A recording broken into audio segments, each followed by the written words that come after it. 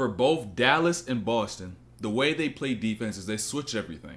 And it was not until game 5 to where one of the coaches decided to finally realize that if we want to be able to take advantage of these switches and get easy buckets and get the ball in the paint, we just got to slip. Credit to Joe Mazzulla for realizing that in this game 5 and not just doing it once or twice or 3 times, but doing about 5, 10, damn near 15 times in the game and being efficient and getting buckets off it damn near every single time. And so I'm about to show you how they're able to execute that and even why Jayson Tatum, especially when it comes down to this gameplay and this point of attack, is better than Jaylen Brown. But let's just get to this, right? Let's just get straight to this. On the first play of the game, right, you're going to see Boston run this a ton, right? Derek White, left wing, and now he's going to end up getting this screen right here from Horford, and Horford's telling Jaylen Brown to go through so they have the proper spacing, right, for what's going to happen later. And so this is just a decoy. This is just dummy action. Derek White's not even trying to score. He's not even trying to attack. This is just to keep him busy for what's going to happen next, which is a swing to Jayson Tatum and then a sprint up by Jrue Holiday. And it's not just going to be a sprint up in the screen. It's going to be a sprint up, tap, and I slip. And right there, I'm already there in that pocket. Because you got to understand the habit of the defender. Ball gets caught by Tatum, Derrick Jones Jr., I got to get up to the ball. And now Luka Doncic, all right, I got to get up as well. And you don't want to leave Tatum no space. So Derrick Jones is not going to draw back and get under. And Jrue Holiday, boom, right there in that pocket for him to get there and get that lay with that left that he very much so loves to use. Couple minutes later, Jrue Holiday off an offensive rebound.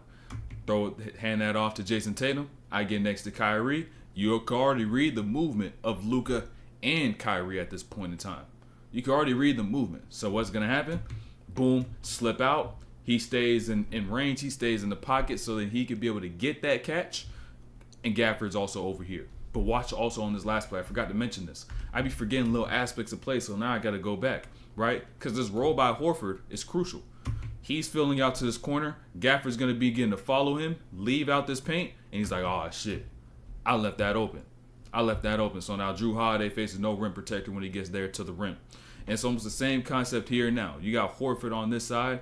He slips out over here. Gafford's not going to come from the strong side all the way down to the nail and be able to try to protect the rim. That's going to be a wide open 3 for Horford. And he's been getting burned too much in the half court for him to be like, I'm going to go over commit and take this away. He ain't going to do it. And now the same thing within this play, there's another gap. Not for Tatum to pass, but for Tatum to score. Because now understand, right? When you go out and you get these slips and they begin to get caught onto it, and now Derrick Jones Jr. is beginning to drop back early, you leave Tatum space because Luka Doncic is not switching up. So now what's going to happen? You have opportunity for this. Shot right there, right in the space that you already have for that screen. Now Tatum pulls that from deep, but air ball, right? You know, a little air mail. Great look though, right? Wide open. Luka dropped back. It's the perfect read to make. Perfect read. Sometimes you just miss shots. And at the end of the day, it might be a little embarrassing, but it's still 0 points on the board. Like you miss a shot that goes in and out. You just got to continue to shoot past those. So remember those looks, remember those opportunities. And watch the next ones going down because Boston's still not done with this action. They're still not doing this action. Pay attention. Jrue Holiday already know. Give that to Tatum. What are we going to get into here? As soon as he catches, boom, little push out. They not calling that in the playoffs. You like, that's a foul, but they not calling that in the playoffs. Be real. Be real. They not calling that in the playoffs. And so, boom, right there, pocket pass. Peep Luka as well. Luka not doing his job. You done seen this about 4 times already, and now you're not even active in this pocket enough to get a hand or a foot on that. Pocket right there to Jrue Holiday. Holiday to Horford. Horford to White. White gets in this mid-range and ends up getting fouled here by Kyrie. Getting him rotation just like that. Taking advantage of these switches and utilizing the slip. So now, I also want you to pay attention. He got Derek Lively on a switch. Now, what they did throughout this series, right? When Tatum got Lively, they usually just brought the ball back. Tatum attacked him off the dribble, got into the paint, made a play. But now I want you to understand the fact that Derek Lively is on the perimeter, 1. And 2, even if he's on the perimeter, if a screen comes up, they're going to switch, right? That's what they're probably going to do. But Derek Lively, he's a big. He doesn't know how to guard the ball on a ball screen. He rarely ever does it. It's not in his habits, it's not in his skill set to be able to do this. And so now when you decide to switch up the set just a little bit, right? We're still going to utilize slips, but it's not going to be a slip and then a roll to the rim. We got Hauser coming from this weak side. And now we have Kyrie who had to make this off-ball switch of Horford to get to Hauser. So his mind is already way off the play. Like, he's not even able to fully understand this play. He picks up on Hauser. Hauser hip taps, and he pops out. Kyrie gets onto the ball. You got two there. Exum was guarding Jaylen Brown, so he was hesitant to leave. Hauser gets that bucket. Now watch this as well, right? You seen how Kyrie on that action that last time when Lively was there, how he was on that left side and he showed he had two on the ball. Watch what happens now. Tatum's just simply making reads. He's not trying to anticipate a play. He's not trying to make the play that he wants to make. He's going to make the play that is there. And that's how you got to play. And so now you got Hauser coming up from this corner. Exum here. Watch where Exum goes, right? Lively still on the ball. Exum does not show. So now Jayson Tatum, hard drive to this right side. And now here is where Tatum has taken his game to another level. That playmaking ability, he has taken that shit through the roof. Because I need y'all to understand this from a game plan perspective, right? A lot of y'all are like, Jaylen Brown, Finals MVP. He's the best player. Oh, look what he did defense. Look at the numbers he did on offense. A little more efficient.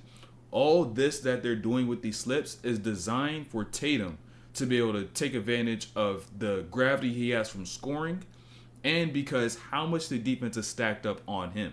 And so with the defense being so stacked up, you not just need to be able to score, you also need to be able to make plays, right? You need to be able to know how to pass the ball, how to read the defense. And there's a reason why Tatum is the ball handler in all these scenarios. To be able to get this slip, you need his gravity and you need their defense to be able to be stacked up and operate in this certain way, in this certain manner. And so the simple fact that the game plan is focused around Tatum already shows you who has the most respect as a scorer, as a player on this side of the ball in comparison to anybody else on that team. Not for me to say Jaylen Brown isn't good. He's up there. Tatum, he's just a little higher up, right? And so now getting back to this play, Tatum now gets into the paint. And now once he gets here, I want y'all to understand the read he made to that corner. He ain't stared Jaylen Brown the whole time. He just understands the reads and how defense is going to move when he gets into that spot. And so when he gets here, all peripheral. Not staring down Jaylen Brown. He's not staring down the corner. Peripheral vision. Appreciate that sub, Isaiah. But he gets down to the paint. You can even see him. He don't even see that weak corner. He ain't look all the way down there. He just seen the defense pulled in, kick that to Jaylen Brown, and Jaylen Brown's able to get that three from the corner. And now same concept, right? I want you to pay attention to this clip as well. Same concept, because Tatum is actually able to think the game and understand playmaking so he could be prepared for these scenarios. He's got Luka Doncic now, right? Pay attention to what he does. And the read specifically that he's already a step ahead of. Because by him attacking Horford, strong side dunker spot, when he decides to attack, he goes left. He knows if I pull him in, that means he's now going to pull down to this dunker. And now with the dunker being pulled in as well, I got to skip to that opposite corner. Just like he did that last play. And he's been doing all playoffs in terms of playmaking. Understanding that once this dunker spot pulls over, if that corner spot pulls over, boom, that other side. And it's an empty side. So boom, I kick that there. We get easy buckets. All right, we get easy buckets just like that. And now let's shift the tide to Jaylen Brown, though. Let's shift the tide. Because you've seen Jaylen Brown just hit 2 threes just now, right? He's also got a couple other buckets throughout this game. Howard, appreciate that follow. That was a Twitch follow. That's crazy. But he's already got a few other buckets throughout the game. And that last 3 he hit was fresh off that last one.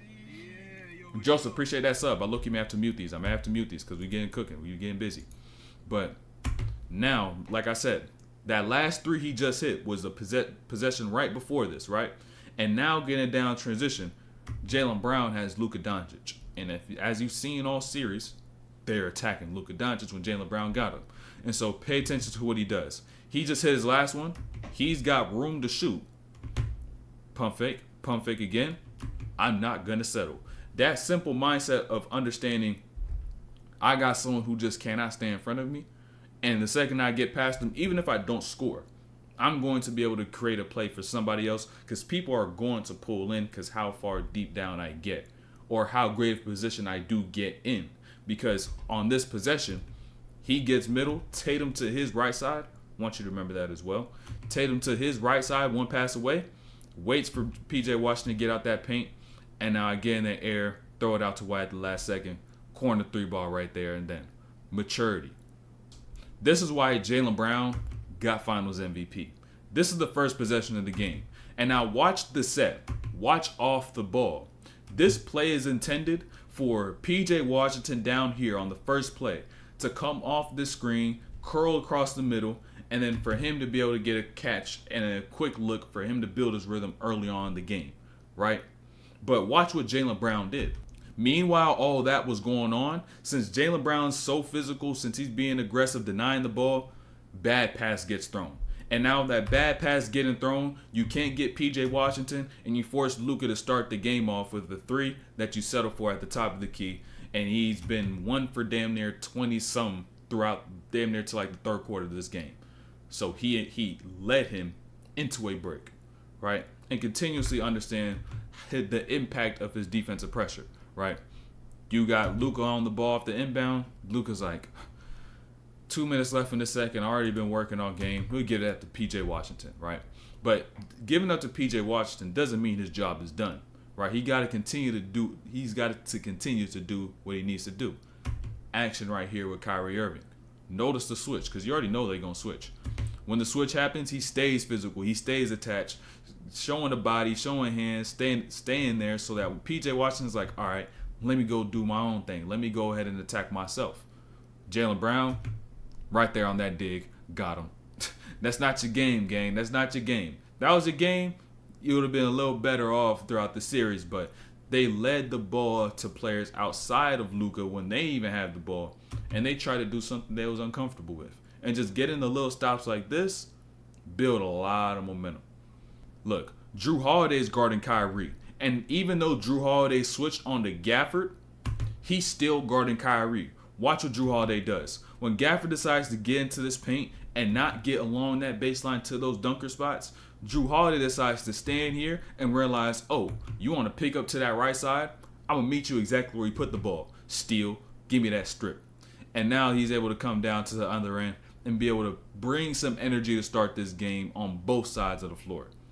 You know when Luka Doncic drives and then he does that foul bait low rip through move and he gets a foul on it 99.999% of the time?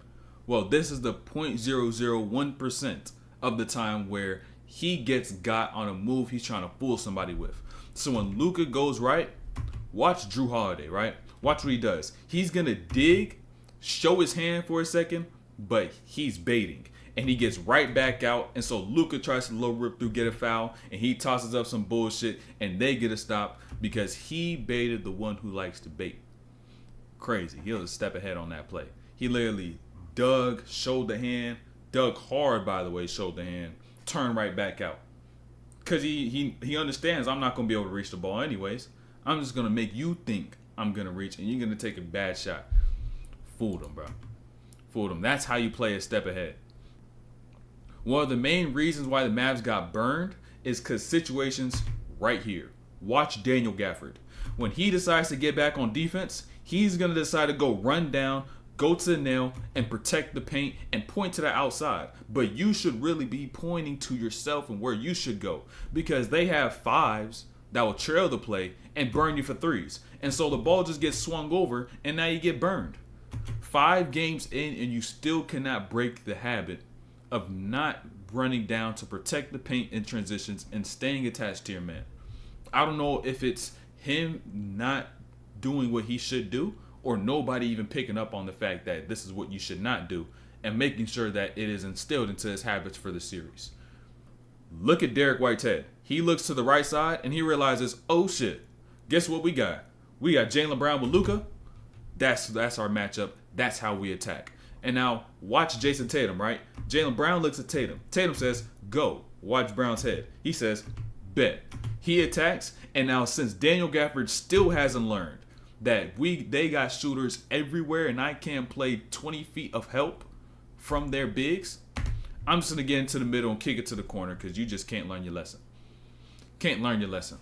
I don't know how many times it's going to happen over and over because he's playing help when you don't need it.